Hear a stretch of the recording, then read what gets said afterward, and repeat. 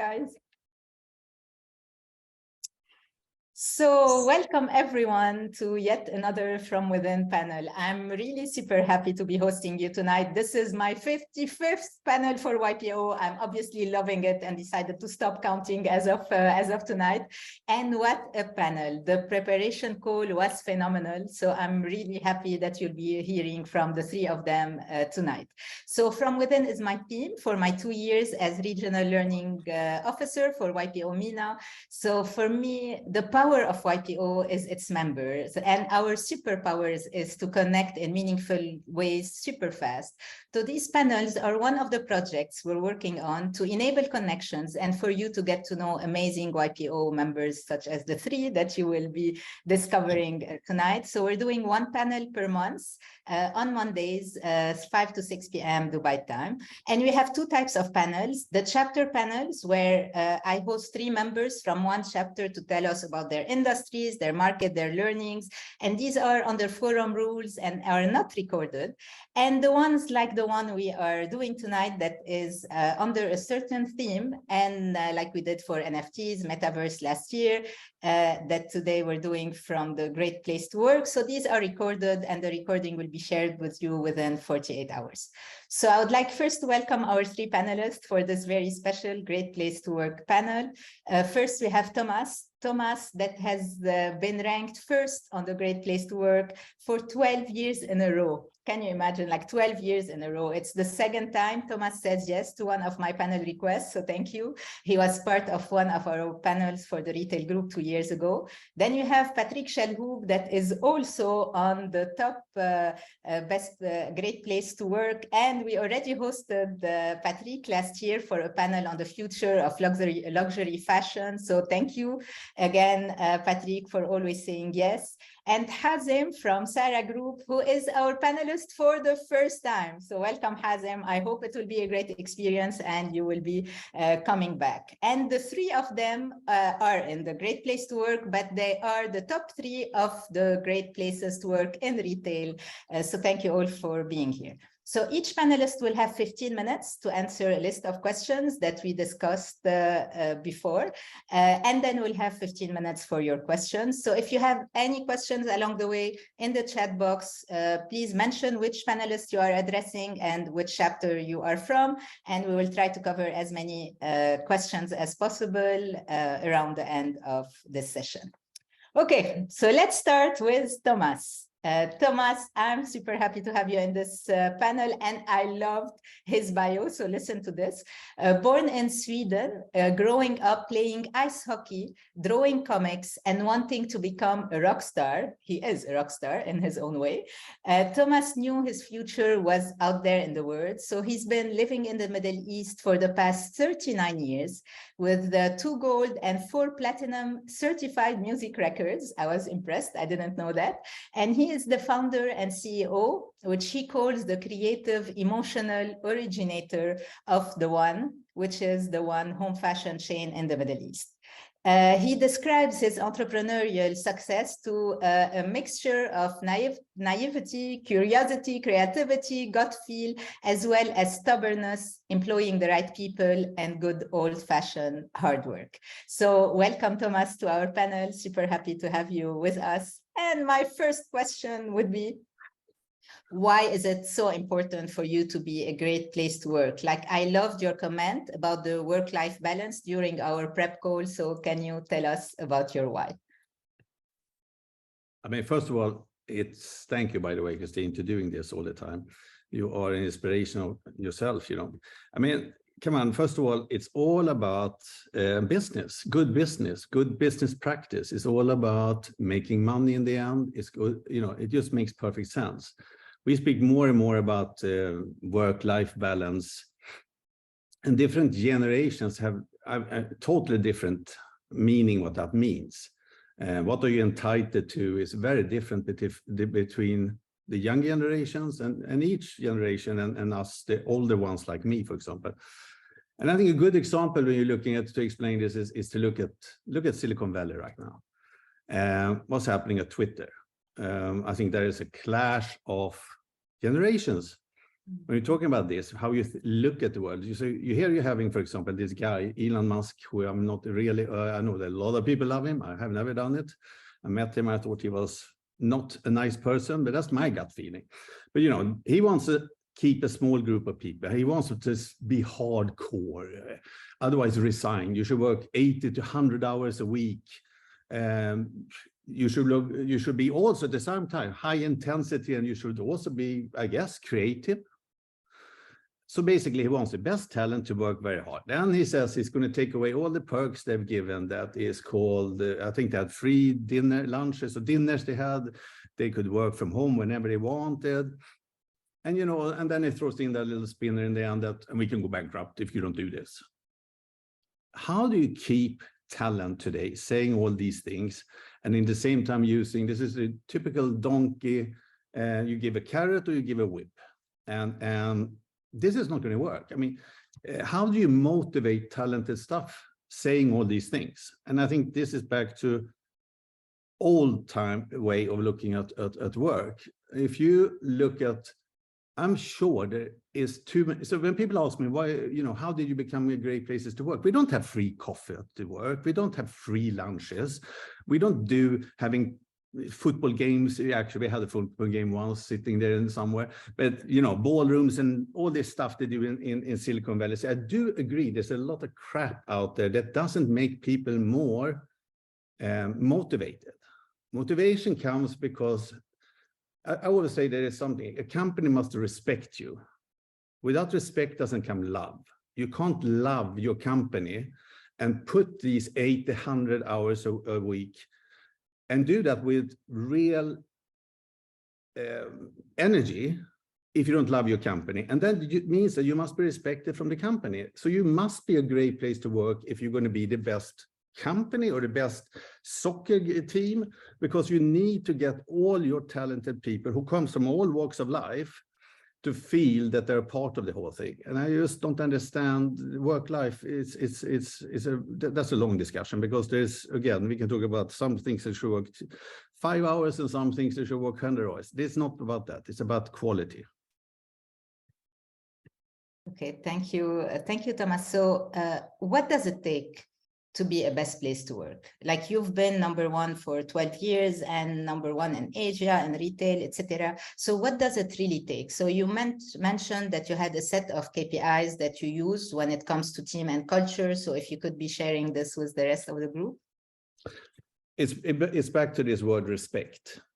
If you don't respect your employees, they will not respect you. They will not respect your customers. So the 4 KPIs that we're playing around with, I say playing around with, these are not sitting on our wards. We have core values. We have a lot of other things. Everything we do is according to our 4 core values.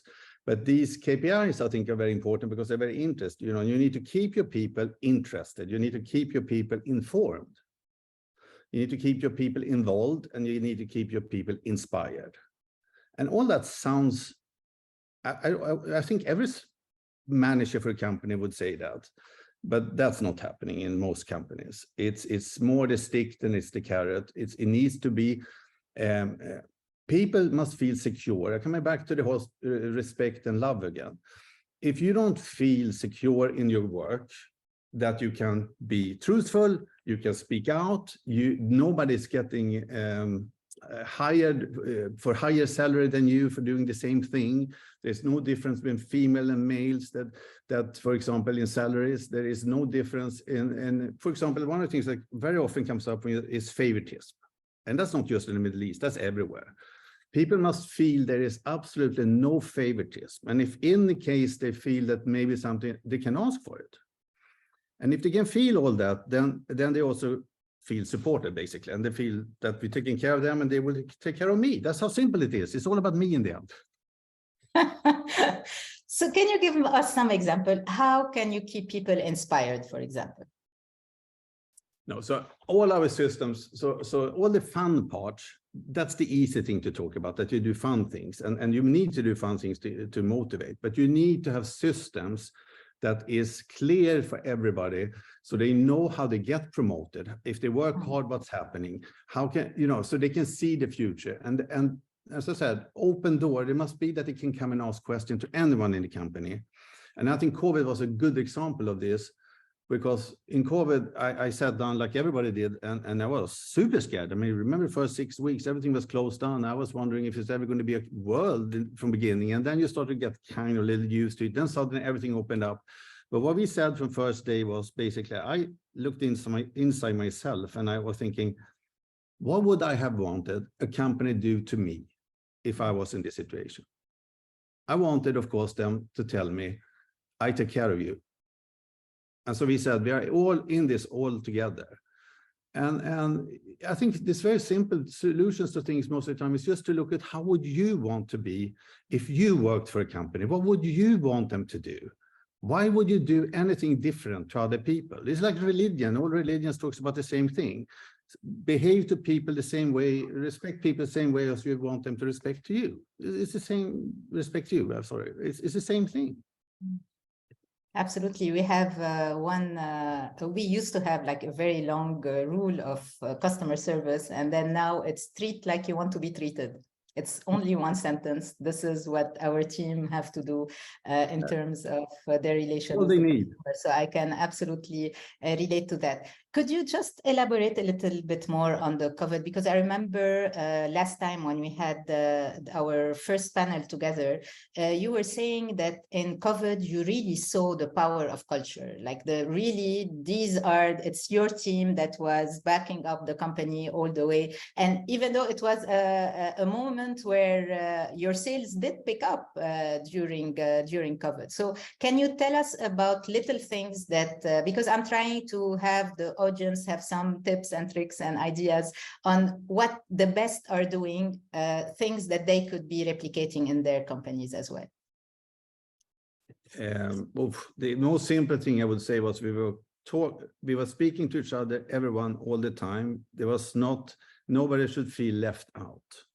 Because it was very lonely at that time, if you remember. So the companies that understood that all needed to be heard, that they were easy, that you didn't leave them. It's not enough to say, we're going to take care of you, and then you disappear.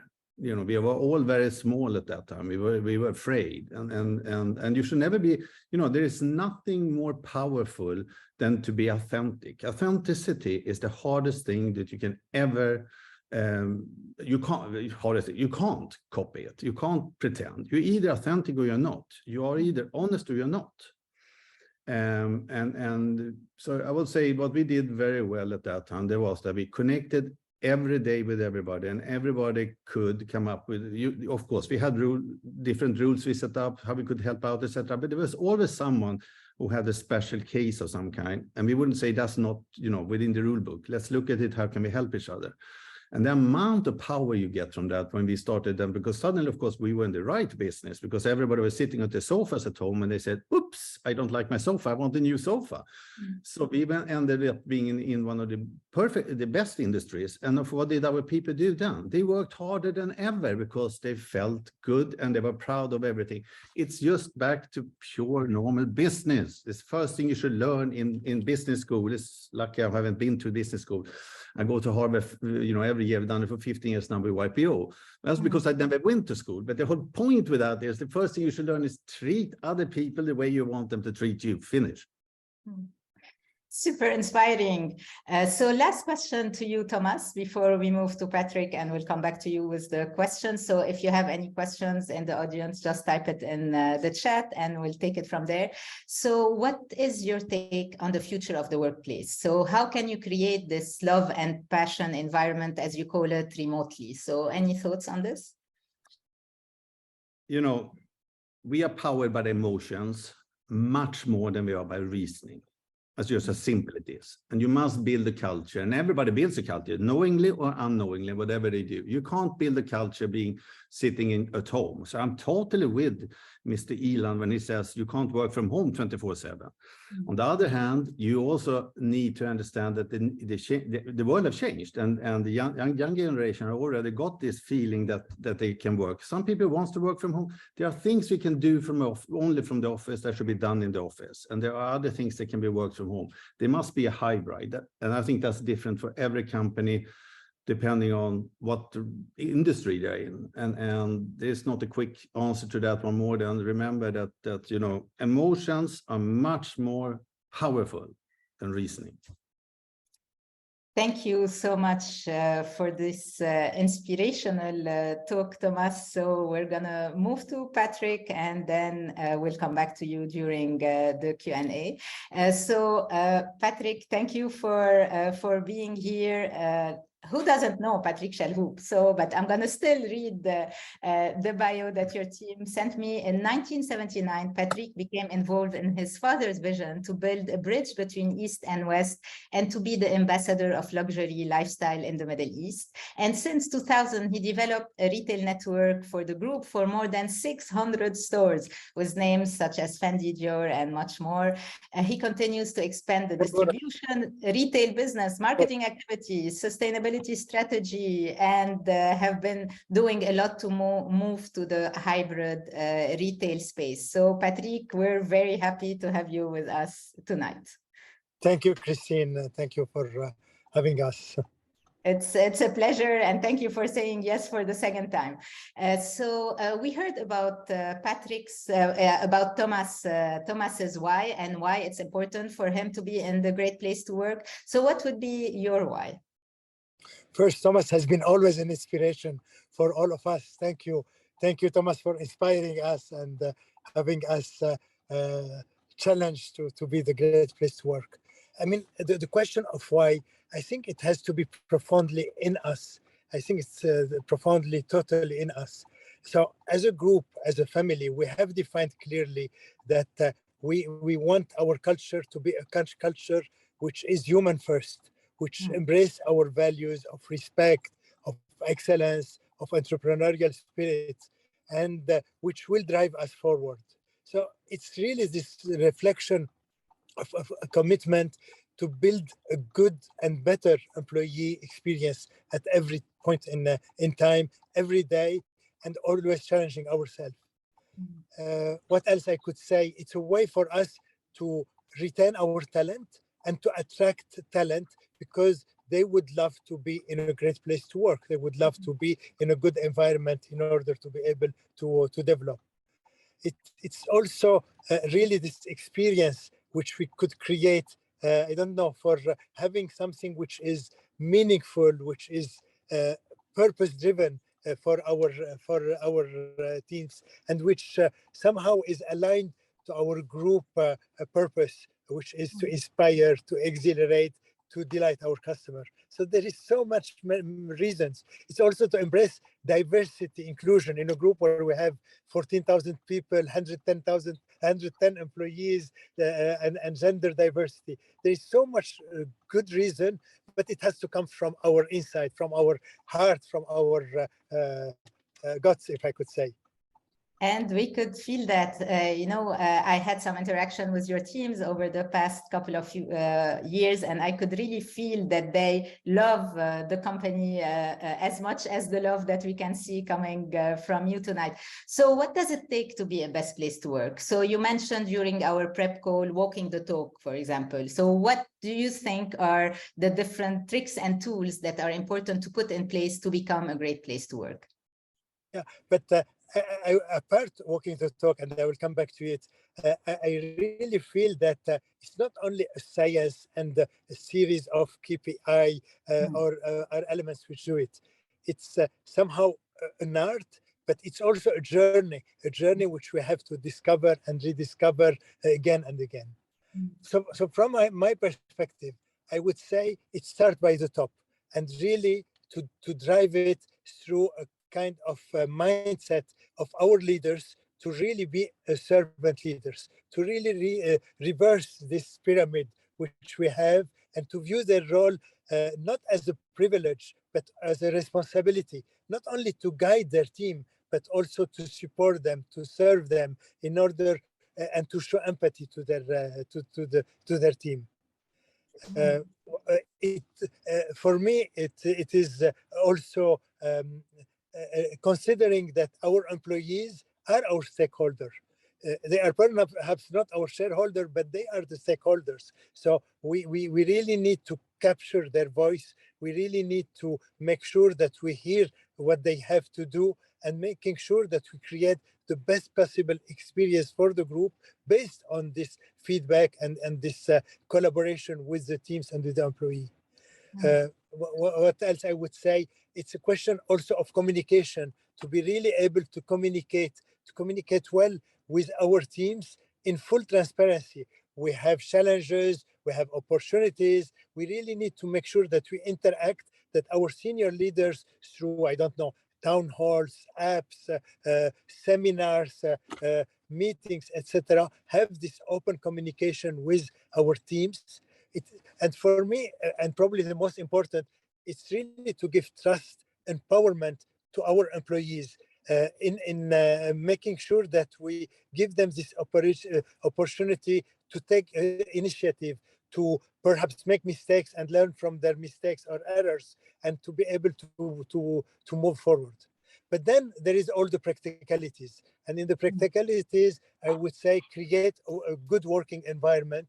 And this keeps on evolving. So flexible working has been really a norm, especially since COVID. But flexible working, we did it not only for our back office, but even our frontliner. And people ask me, how can you, a frontliner who are in the stores, I mean, we have 750 stores today, give them flexible hours?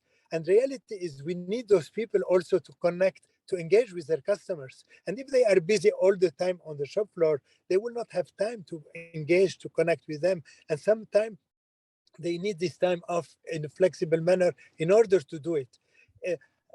Another thing is really focusing on the output, not only on the input. So really teaching our leaders, how are you going to focus on the output of your team? And this is when we speak about flexible hours. It's not a question being here from 9 to 5, then rather what is the output I'm getting from my team and how I'm getting it, and how can I maintain this collaborative spirit and the DNA moving about it. So all the time we need to review policies, benefit, the way of working, maternity leave, paternity leave, sabbatical leave, I don't know. But we are not a welfare company. We are really here for a purpose, and also as a company which will give value, and really making sure that we create a fantastic experience for our employee. If we want to delight, to inspire, exhilarate, and delight our customer, we probably have to start with our employees, because if we make them happy, they will make our customer happy. So a lot of things. I could go on and on and on, you know, Christine, but I know I have to stop. No, we still have 6 minutes with you, so I want to take every minute. I have a timer to make sure that we're on time, so don't worry about that. So I love the fact that you want, if you want to inspire and exhilarate your customer, you need to start with your employee first. So my next question would be, how do you do that when you operate in so many countries? So you have your headquarters in the UAE, but then you are in different countries. So what are the things that you do to be able to infuse this culture in many geographies? I mean, it's a very good question, because for a long time, our teams were telling us you are Dubai, because Dubai today is our headquarters, you are Dubai-centric. And when we go to Saudi Arabia, I tell them you are Jeddah-centric, because our headquarters in Saudi Arabia is in Jeddah. And the reality is really you need to infuse this all around. It's not an easy task. Obviously, because at every time you are, when you are far from the eyes, you are sometimes a little bit far from the heart. But we really need this culture to be throughout the organization and the group. And so it's a question of communication, making sure that we have all those platform, intranet,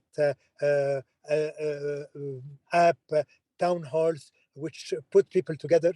It's also trying to build communities which are by job function, whatever is their location, rather than by location or by group companies. So it's really by job function, which help us to connect people together, creating all those elements which we move.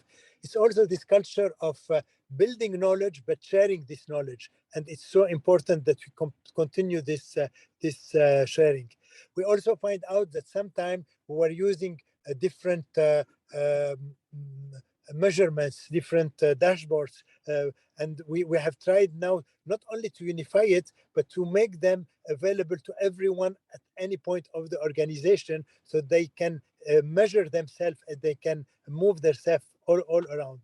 But at the end of the day, it becomes more of this mindset of collaborating together, really making sure that we create this collaboration and we foster this collaboration not only through the leaders or the senior leaders, but at all level of the organization, and creating this kind of culture.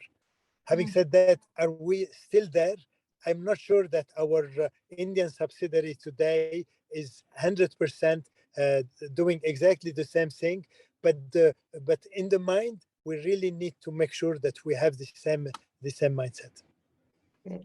Thank you. I love the terminology, like building communities by job function. It's the first time I hear the word community. When I've seen many matrix organizations, obviously, but just the mindset of thinking about them as a community, as a group, even if they are in different geographies, I think says a lot about what you're trying to achieve and to bring Christine, the whole company together. Yeah.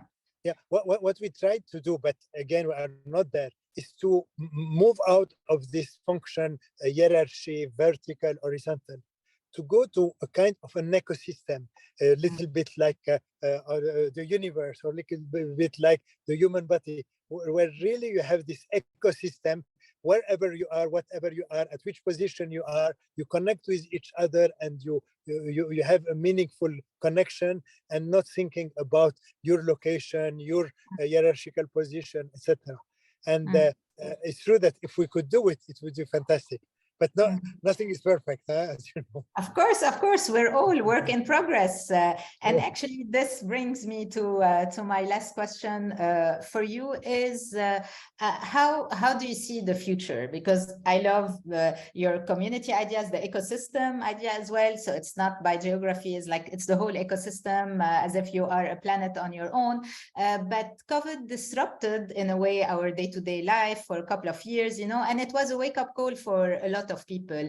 So I've seen a lot of priorities shifting across the entrepreneurs, but also the management, people in the store, etc. So how do you see the future of work? Like, how do you see the finding a way to have this ecosystem with Gen Z and Gen A that is coming, and millennials and everybody, and the metaverse and everything that's coming up? So how would you see this actually happening? This is a $1 million question. If we could see the future, it would be so great to see the future. I mean, we could imagine different scenarios, etc. But it's sure that we are moving to an era where, for the employees in general, it is about doing a job which is meaningful, having flexibility into their work, and making sure that they give something out of their business and they work for a purpose. Be it from an employer side, it is also important that we remain extremely agile, that we try to organize ourselves in a way where we can adapt at any challenge, but also at any opportunity into it. So this flexibility, this agility, this meaningful, this way, and this purpose-driven way are very important in order to build our future of work and to encompass it. And then it's quite a question of creating this culture of trust, and definitely strengthening this idea of hybrid work, this idea of output rather than input, this idea of collaboration, which we have to move together. I'm sure that hybrid work will become the norm. I'm sure that this flexibility is important, but we need to safeguard the DNA, the culture. We need to safeguard the human connection, which is so important, even if we move to a more different hybrid way. Therefore, again, your question about how do you do it in different geographies is very relevant, because we'll need to create a collaborative mindset, even if people are in different places or different geography or different areas where they live. It's a question also of give and take. So focus also on this diversity of different culture, different backgrounds, which will come to work together, and probably a much better use of the technology. So you spoke about metaverse, but if I keep it more simple about artificial intelligence, about automating some of the repetitive processes and making sure that we use our teams in more meaningful way where they could give an impact and moving ahead in a much flexible way. But also, I mean, we want to enjoy when we go to office. I mean, we spend at least half of our life and probably more at the office. I mean, at the office or working rather than in our personal life. So we really need to give this feeling of fulfillment, but also let's have fun. This is what I love in the one, to go back to Thomas. I always go there and I feel people are so happy to be there. It's so revitalizing to feel it. Thank you so much, Patrick. Really so much wisdom. I've been trying to take notes, but I'm happy that this is recorded so we can see it and take notes properly. Thank you so much. This is our second panel together, and definitely not the last one. So we're gonna go to Hazem now, and then we'll come back to the three of you for the questions. So Hazem, welcome to your first panel. I know it's not easy to come third after Thomas and Patrick. Like, I don't want to be in your shoes, two rock stars, but I am looking forward to what you have to say. So first, thank you for saying yes. Hazem is the president and CFO of Sarah Group. He has been part of the leadership team transforming Sarah Group into the future. He started his career in management consulting in the US before moving to the UAE. Hazem has 3 lovely kids and is passionate about sports, lifelong learning, and community service. And last year, he received one of the 4 Hall of Fame awards for his amazing service to his chapter and to the MENA region. So Hazem, thank you for saying yes and for being here.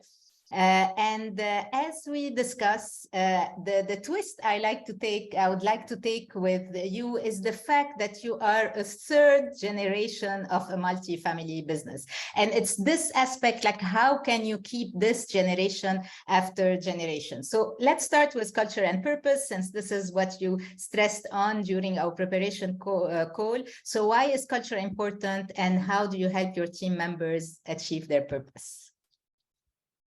Aligning our colleagues' purpose with the company purpose is very critical in our company. And first of all, thanks for having me, Christine, and it's a pleasure to be with you. And especially after Patrick and Thomas, I hope I don't repeat any of what they said. But a lot of but actually there was so much wisdom. I'm sure you're going to add on top of it and make it very interesting for the 80 plus participants. Aligning the purpose of our colleagues with the purpose of the organization is really the fuel that keeps everyone in the team going 110%, going the extra mile, pushing hard to give the excellent customer service and deliver it day in, day out. So our purpose is to create exceptional spaces to fulfill, inspire, and delight our customers. And we try to do so in several industries and in B2B, B2C. So there's so many different ways that this can be done. Having a culture of caring, we care about our employees. That has been in the DNA of the company. We trust them. We give them the respect and the opportunity to grow and create a career with the company. So doing so, they feel empowered, they feel that they are valued and they matter. We also care a lot about creating a performance culture while doing that. So that's something that's critical. But we keep the main pillars of having flexibility when needed, opening creativity to the employees, making sure that everyone is providing great ideas, being creative, stepping out of their comfort zone. There's room for people to fail, make mistakes, learn from them, continuous development. We have a quote that we call move and improve. So we're improving and developing as we are going. I like move and improve. This is a nice quote. But just if we can go back before we move to the next question, you said aligning your purpose, the team member's purpose to the company purpose. So how do you do that? Is that something in terms of recruitment? Because, like, for example, what we do, our purpose is spreading happiness. So we only recruit happy people. So this is, we have our first interview is just a happiness test to make sure that they are happy individuals. So is there something you do from the start in the hiring process? Yes, sure. So we have a great HR team that's been helping us all along, and our core values, which we call our virtues, are being genuine, smart, a talent builder, and a game changer. So we really look for those virtues in the new members of the team. And we try to see if those virtues are embedded in them in the interview process. We try to look to the fire in the stomach, if you will, how engaged they are, how energetic they are. Those are really critical traits that we look at into our employees. Great. There's a great book by Professor Ranjay Gulati about deep purpose. Try to apply a lot of those learnings and making sure that employees and colleagues have something that they look forward to, that they're fulfilled, they're inspired at work, they're trying to make the world a better place through their job, because that's something that matters. Making sure that everyone is excited and happy to come to work every day is something that helps the company a long way. And actually, he's one of the professors of the YPO Harvard programs. I went several times to this program, and he was saying that he was inspired by a lot of YPO companies when he was actually writing this book. Next question is that you mentioned also the importance of, during the prep call, of autonomy and empowerment. Can you just elaborate about this? How can you give autonomy and empowerment and still be able to run a company in multiple geographies and multiple places? So first and foremost, we hire professionals who know what to do and learn how on the job as well. And there's a lot of apprenticeship programs in the business, and where senior members of the leadership team mentor and coach new members of the team. And new members of the team start to feel ownership in their work, and they go all the way in being creative. We give them freedom to be creative, to have like a bit of leadership and autonomy on their business units, while maintaining the performance culture, while maintaining internal controls. But if our colleagues feel that we are kind of micromanaging them or telling them exactly what to do in their job, we lose the fire, we lose their inspiration, we lose their creativity. Thomas or Patrick said it really well earlier, that if you're giving the stick all the time, no one will be creative. So they really have to keep that entrepreneurial spirit within the team, and to enable them to strive for more. Thank you. One to add on that, we also have a lot of professional development within the company. So from the top leadership team to all levels of the company, our HR team is doing a great job in developing the team all along. Great, thank you. My next question is a question that I was very excited to ask you. How do you do that when you are a third generation of a multi-family business? So how can you, like, I'm an entrepreneur. So I started my business, 25 years ago, but I'm still there. I'm still focused. So it's my value. It's the culture that I want in the business. So how can you align multiple generations on the same value to keep this culture that the founders actually installed 3 generations on? So I would really be interested to hear about what was done previously, what you're doing, and do you feel that you had to make changes along the way, but still keeping the, how does it work? So we're happily celebrating Sarah's 55th anniversary in December of this year. As professionals and third generation professionals, we feel the responsibility to preserve the history of the company, maintain its legacy while looking into the future. So the DNA of the company has always been entrepreneurial, always been about taking care of our colleagues, and while growing the business. Again, it was said earlier, employees and colleagues are stakeholders. They are part of the business. They'd like to see that they grow, that they matter, that they are valued, that they are respected. Otherwise, no one will give everything they have to the business. When we spend so much time at work, away from our families, one has to have a fuel that's firing them to give 110% every day in a very competitive environment. So, however, we believe that it's a win-win. It's not a zero-sum game. There's opportunity to grow for everyone while being creative. Creativity is key because the only constant is change. We've seen a lot of change over the last years, accelerated by COVID. So continuous development, learning, changing the way we do business, changing the culture to be more adaptive to younger colleagues, making it creative, flexible, a fun environment to work at. We create a really nice environment at the office, at all our offices, at all our stores. We make sure that our customers are having a great experience as well. We are very keen on innovating the experience of the customer at our stores. And that also inspires our colleagues and employees to always be attached to the culture and the company. And the company always took care of its employees, and the employees, especially who are performing, we care about everyone's education, growth, and families.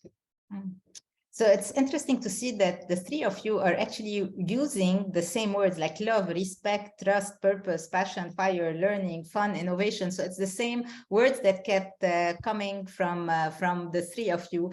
Actually, there is, it seems, this magic formula of trying to create an exciting environment for people to thrive in. I still have two questions for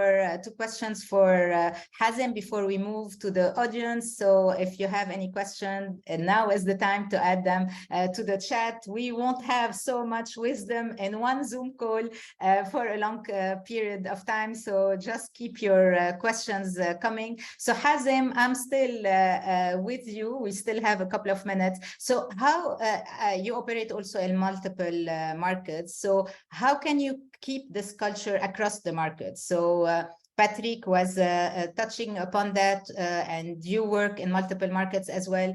How can you keep this culture remotely, even if it's not in Saudi or your UAE, which are your main markets? So yes, we are in all of the GCC and in China. We have an office there. But maintaining the culture is through communication. You cannot communicate enough. We also try to be present and visit a lot of our offices, our stores, be close to our colleagues, get to know them, actively listen to them and to the business, keep, as they say, a hand on the pulse. We do a lot of activities such as town hall meetings. We encourage participation in a lot of fun activities, whether around the office, after working hours, partaking in sports activities. All of those really help in unifying the culture. Having consistent behavior is something key, and doing what you say is something very important that all the employees across countries want to feel and see. That's something important, especially in getting a great place to work recognition, because that's done through anonymous surveys to the employees. So they can, and all the results come from their honest feedback. So Hazem, my last question to you, what's your take on the future of the workplace? So we discuss what's being done today. How do you see the future of the workplace playing out? I see it a lot more collaborative, a lot more open. There will be more flexibility. However, I really see the importance of the office and meeting physically at work, while keeping flexibility. I mean, there's a lot more flexibility now than before, but that's where the rubber hits the road in workplace, and culture is created there. Great ideas are created and executed. Remote is great. It solves a lot of problem. It saves a lot of travel sometimes, and most of the time now. So, but yet visiting our offices and our teams, this is priceless. The question is also connected to your last question, because every country has different culture. So let's say the culture in Saudi is slightly different than in the UAE, slightly different than in Lebanon. So we try to be with our colleagues in their different times of the year, whether in Ramadan, Christmas. We visit and have events with them, and listen to what excites them throughout the year, and we are part of it. So the physical presence is really important. So we do like learning seminars online, and they're boring, but once it's in person, they are 10 times better. So that's why I see a big importance of the office while maintaining flexibility. Well, I hope that we are keeping Zoom panels interesting and people are not bored with our session today, but I'm sure they are not, because we have 3 rock stars with us this evening. So thank you so much, Hazem. First panel, you rocked. I hope it won't be your last one. So we have a few questions from the audience. So I'm gonna be taking one question and just assigning it to one of you. So Thomas, first question to you. So what are your thoughts? This is from Ajay Ganti from Muscat, Oman. What are your thoughts on building a culture of continuous job role change, which is domain agnostic, to create more entrepreneurial mindset in a sustainable workforce, rather than breeding domain-specific experts who tend to create more silos and restrict cross-pollination of talents? Whoa, this was a long question. I can see all the questions are very long. Make my life easier, guys. Give me smaller, shorter questions. But Thomas, this question was to you from Ajay. That's not an easy answer, because I think it depends completely on what kind of business you're in. Yeah. I mean, most of us need talent. And talent is key to our business. And depending on the talent we need for our business, and you know, there are going to be different ways of finding talent, keeping talent. So what you don't want is, like you just said here, you don't want to have these silos. But I mean, it's so different. So take retail. I mean, because I'm in retail. I mean, we're not going to have job rotations where people are going to be experts in something and then they're going to do 3 other things. That doesn't happen. That's just a dream scenario in the world. People are love to do what they do, and within that business, whatever that is, they are experts on, they want to work with. But that doesn't mean that other people, that there are, you know, you can also be the silos you just talked about, that if it's always the same experts discussing the same thing, that's not going to help. You're not going to get any input. So you need some rotation of ideas, and that's different from rotating people around the company. So I can't just answer. In my business, of course, I don't think a cashier would suddenly become an interior designer. It doesn't work that way. But you need to let people to grow in the company, and that becomes rotation in that case when it comes, you know, when people grow and can actually learn. You know, I had a guy just leaving me who was a junior decorator. He started 25 years ago in our warehouse. I think that's amazing. That's amazing. Okay. Thank you, Thomas.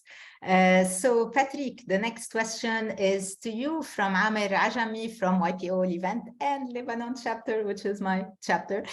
So do you feel the retail outlets are becoming showrooms and changing rooms? Thus, the high rental rates are not justified any longer. So how do you think this is going to play out, and how can we compensate this growing trend? I mean, I totally disagree. I'm sorry, Amer, about it. I think that more than ever, if the retail store become just a showroom or just a museum, it has no meaning. It was stockists or showrooms in the past. I think that what we really need to create is to create good retail, not bad retail, to create experience, to create service, to create human connection. I think more than ever, we need to use our retail stores as a theater in order to portray, inspire, move forward about it.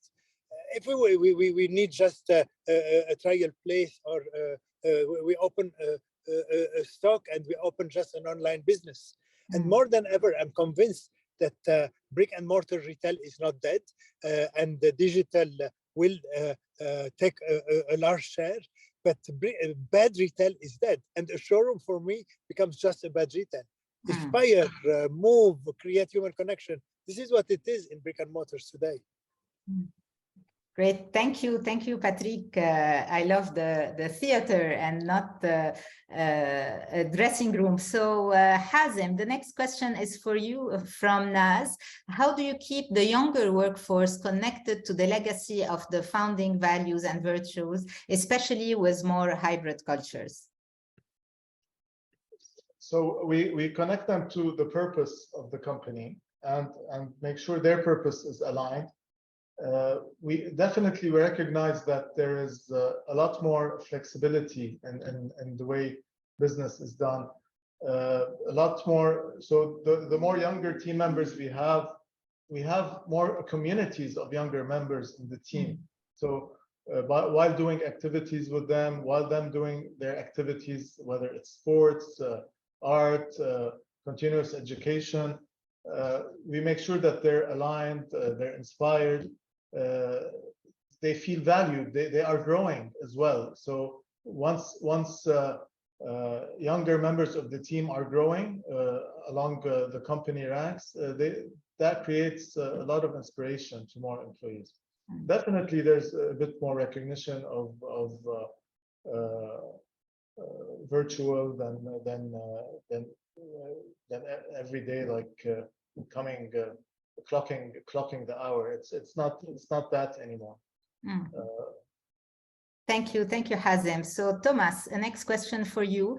How do you choose the kind of companies you work with as a supplier or logistic partners? Do you think it should align with your company cultures and values? And how does this affect the company culture? Okay, this is YPO Forum, and it is no children. It is recorded, so it's going to go everywhere, just for info.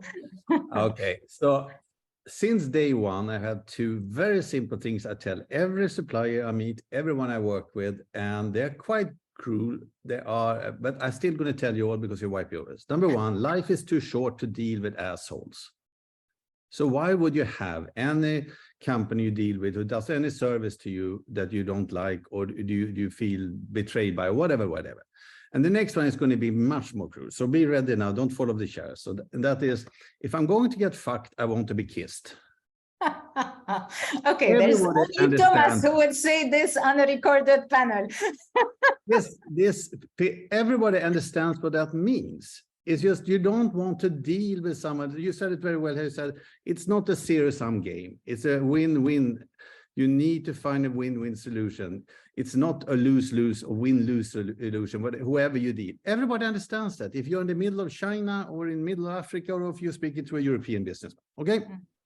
Thank you, Thomas. I'm going to take one more question because we did start a couple of minutes late, so we'll take a couple of extra minutes. So Patrick, the question is for you from Anas from YPO Minastar, which is my second chapter as well. So I'm happy that my chapter mates are here tonight.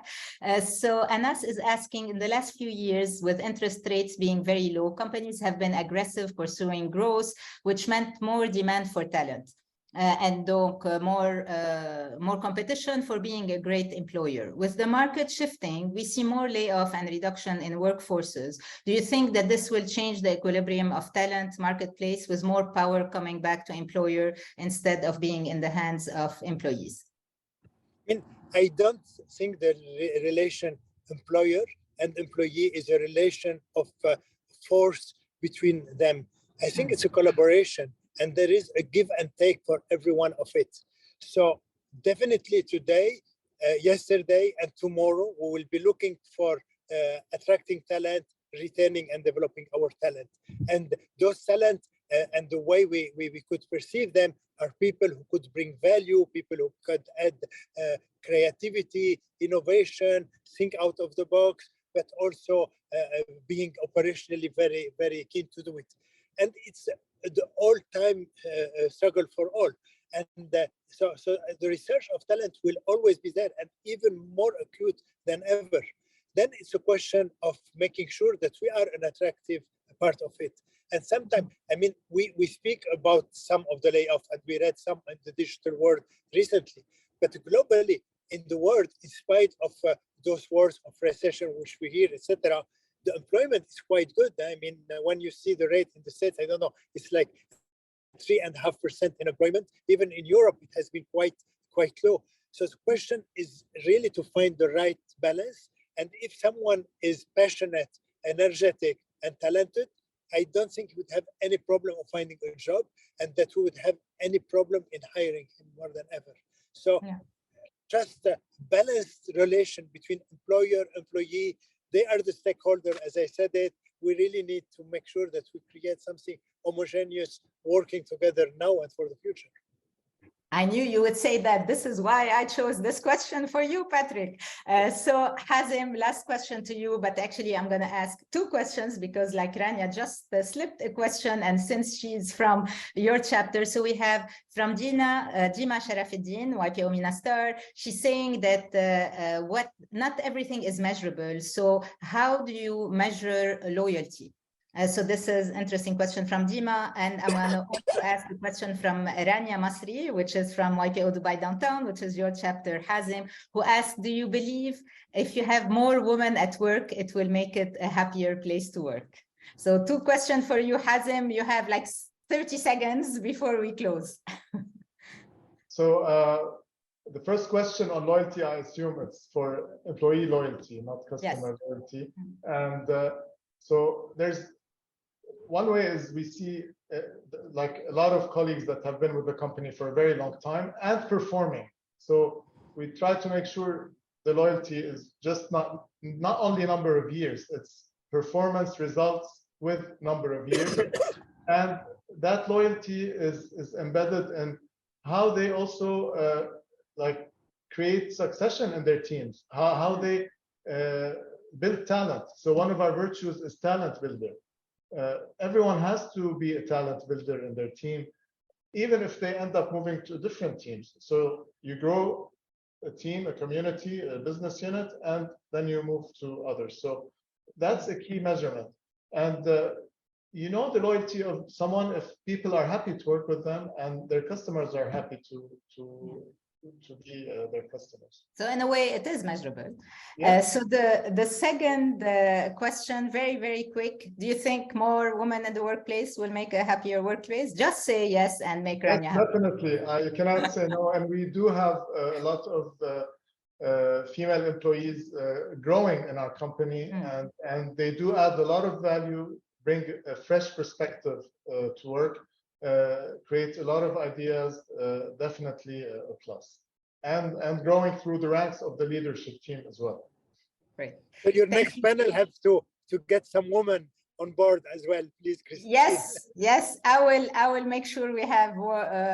We had a lot of women during these panels lately, but I just chose the top 3 companies in retails, and it happened that the 3 of you were amazing YPOers. So thank you all. This has been super insightful. We had 3 YPOers, 60 minutes, tons of insights. I'm happy this is recorded so that we can hear it again and again. We have multiple panels coming up in 2023, space investing, sustainable fashion, many chapter panels with MENA 1, Qatar, Kuwait, and more.